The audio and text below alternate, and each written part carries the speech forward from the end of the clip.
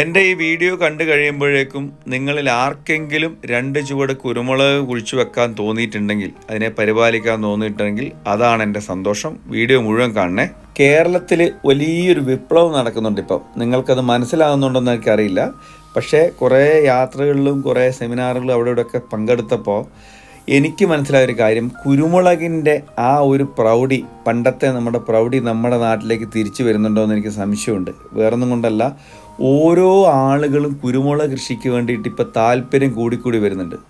ഇതിപ്പോൾ നിങ്ങൾ ഈ കാണുന്ന ഇത്രയും ഇനങ്ങൾ കുരുമുളക് നമ്മുടെ നാട്ടിലുണ്ടെന്നത് സത്യം പറഞ്ഞാൽ ഞാനൊരു സെമിനാറിന് ഈ കുരുമുളക് ഗവേഷണ കേന്ദ്രം ഉണ്ടല്ലോ പന്നിയൂർ, അവിടെ പോയപ്പോഴാണ് മനസ്സിലായത്. ഈ കാണുന്ന പേരുകളൊക്കെ ഒരു പരിധി വരെ നിങ്ങൾക്ക് അറിയാമായിരിക്കും, എന്നാൽ പോലും ഇത്രയധികം ഇനങ്ങൾ കുരുമുളകിലുണ്ട് എന്നത് ഇത് കണ്ടപ്പോൾ മാത്രമാണ് മനസ്സിലായത്. ഇതിലേറെയും നമ്മുടെ നാട്ടിൽ തനതായ നാടൻ ഇനങ്ങളാണ്. അതൊക്കെ ക്രോസ് ചെയ്തും ബഡ് ചെയ്തും ഒക്കെ പല പല ഇനങ്ങൾ നിർമ്മിക്കുന്നുണ്ട് പല കർഷകരും. അത് ചെയ്യുന്നവരെ കുറിച്ചൊക്കെ നിങ്ങൾക്ക് വീഡിയോയിലൊക്കെ നിങ്ങൾ കണ്ടിട്ടുണ്ടാവാം. ഇപ്പം തെക്കൻ 2 വന്നു. തെക്കൻ 2 ഒക്കെ വലിയ കുരുമുളകാണ്, നല്ല നീളമുള്ള അല്ലെങ്കിൽ നല്ല മണിവലിപ്പമുള്ളതൊക്കെയാണ്. അതൊക്കെ ഇങ്ങനെ ക്രോസ് ചെയ്തിട്ടൊക്കെ ചെയ്തെടുക്കുന്നതാണെന്നാണ് പറയുന്നത്. എന്തായാലും ഇതിൻ്റെയൊക്കെ റിസൾട്ട് വന്നു തുടങ്ങുന്നേ ഉള്ളൂ. ഏതൊരു സാധനവും ഏതൊരു ഇനവും ഒരു 3-4 വർഷം നമ്മൾ കൃഷി ചെയ്ത് നോക്കിയതിന് ശേഷമേ വിലയിരുത്താൻ പറ്റുള്ളൂ. പക്ഷേ പന്നിയൂർ 1 എന്നത് എൻ്റെ അഭിപ്രായത്തിൽ ബെസ്റ്റാണ്. എന്തൊക്കെ പറഞ്ഞാലും പന്നിയൂർ 1നോളം മറ്റൊന്നും ഒക്കുന്നതായിട്ട് എനിക്ക് തോന്നുന്നില്ല. ഒരു ആവറേജ് കാ കിട്ടുന്നുണ്ട്. ഒന്നിരാടനായിരിക്കും ചിലപ്പോൾ നന്നായിട്ട് കായ്ക്കുക, എന്നാൽ പോലും നമുക്കൊരു ആവറേജ് കാ കിട്ടുന്നൊരു സംഭവമാണ് പന്നിയൂർ 1. അത് കഴിഞ്ഞിട്ടേ വേറെ ഏതും ഉള്ളൂ എന്നാണ് എൻ്റെ അഭിപ്രായം. എനിക്ക് 300-ലധികം കുരുമുളക് വള്ളികൾ കേടായി പോയിരുന്നു ഈ കഴിഞ്ഞ വർഷം 2025-26 കാലഘട്ടത്തിൽ. അങ്ങനെ കേടായി പോകാനുള്ള പ്രധാനപ്പെട്ട കാരണം എന്ന് പറയുന്നത് വെള്ളം ചോട്ടി കെട്ടി നിന്നിട്ട് ചോട് ചീഞ്ഞിട്ടാണ് പോയത്. അത് എനിക്ക് ശ്രദ്ധിക്കാൻ കഴിയാതെ പോയത് കൊണ്ട് മാത്രം ഞാനതെല്ലാം മാറ്റി ഇപ്പം ഈ കൊളിബ്രീനത്തിൽ അല്ലെ തിപ്പലിയിൽ ഗ്രാഫ്റ്റ് ചെയ്താണ് വെക്കുന്നത്. കൂടുതലും വെക്കുന്നത് പന്നിയൂർ 1ഉം കുതിരവാലിയാണ്.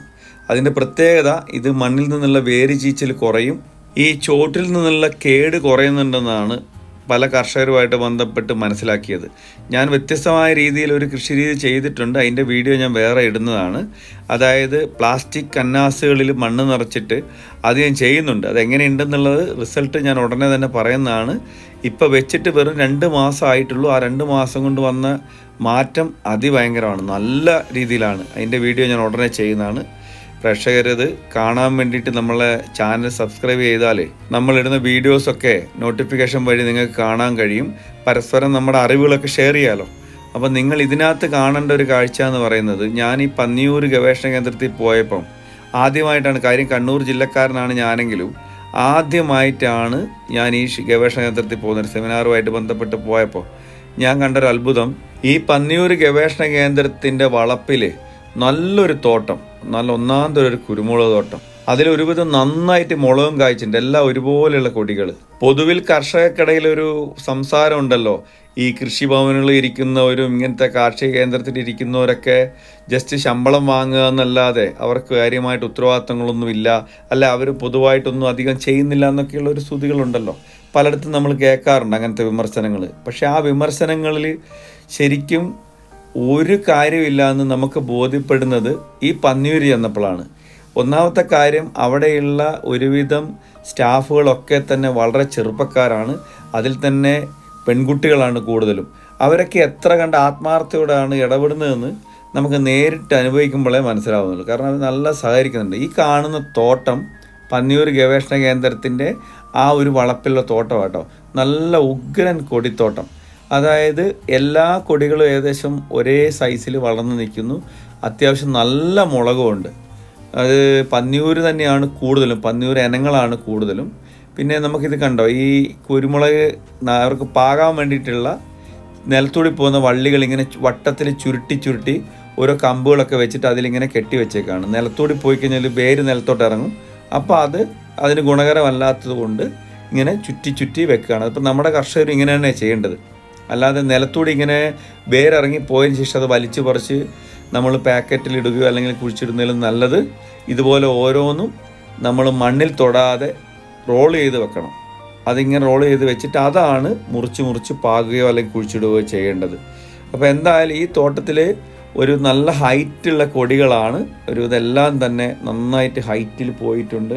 നല്ല മുളകുണ്ട് അതിൻ്റെ മുകളിൽ. ഇതിപ്പോൾ വീഡിയോയിൽ നിങ്ങൾക്ക് അങ്ങനെ കാണാൻ പറ്റുന്നുണ്ടെന്ന് എനിക്കറിയില്ല. ഞാനിത് മൊബൈൽ കൊണ്ടെടുക്കുന്ന വീഡിയോ ആണ്. അപ്പോൾ പ്ലാവിലും അല്ലാത്ത മരങ്ങളിലൊക്കെ കയറിയിട്ടുണ്ട്, നല്ല ഹൈറ്റിൽ പോയിട്ടുണ്ട്. ഇതിൽ എനിക്ക് വളരെ സന്തോഷം തോന്നിയത് വെറുതെ ഗവേഷണം എന്ന് പറഞ്ഞിരിക്കുവല്ല ചെയ്യുന്നവർ. അവർ ഇതുപോലെ കൃഷി ചെയ്തിട്ട് അതിൽ നിന്ന് തന്നെയാണ് ഇതെല്ലാം ഉൽപ്പാദിപ്പിക്കുന്നത്. അതുകൊണ്ട് തന്നെയാണ് ഈ പന്നിയൂർ എന്ന ആ ഒരു ഗവേഷണ കേന്ദ്രത്തോടും അല്ലെങ്കിൽ അതിൻ്റെ ഇനങ്ങളോടും ആളുകൾക്ക് മതിപ്പും അല്ലെങ്കിൽ വിശ്വാസം കൂടുന്നത്.